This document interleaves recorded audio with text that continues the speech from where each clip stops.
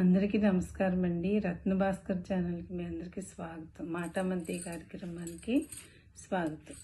మీకు ఈ బుక్ ఏంటో తెలిసింది కదా, భగవద్గీత.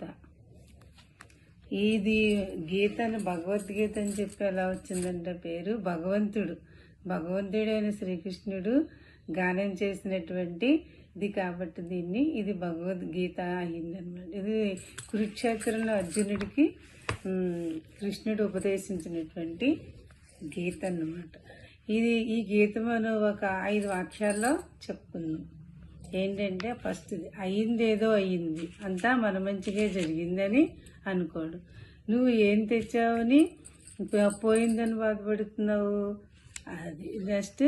ఈరోజు నీ సొంతం అయింది, రేపు ఇంకోటి సొంతం అవుతుంది, మొన్న ఇంకోటి దగ్గర ఉంది అదే వస్తువు. కాబట్టి నువ్వు ఏం తెచ్చావని ఏమి పోయిందని బాధపడక్కర్లేదు. నెక్స్ట్, ఈ సమయం గడిచిపోతుంది.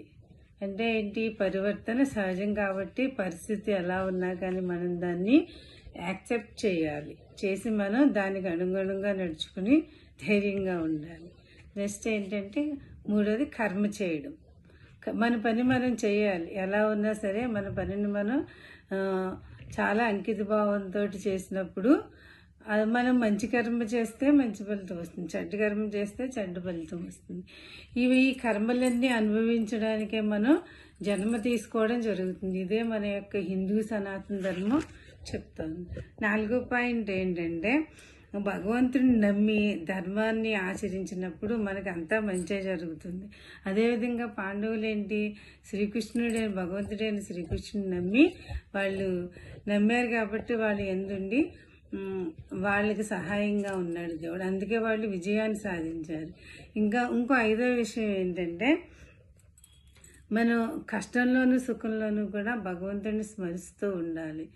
ఆయన్ని మన సుఖాలు వచ్చినప్పుడు మర్చిపోయి కష్టం వచ్చినప్పుడే తలుచుకోవడం కాదు. ఇలా ఎటువంటి పరిస్థితుల్లో అయినా సరే మనం ఆ భగవంతుడిని స్మరించుకుంటూ మనసులో ఉంటే మనం చాలా ధైర్యంగా ముందుకెళ్తాము. అప్పుడే మన జన్మ సార్థకం అవుతుందన్నమాట.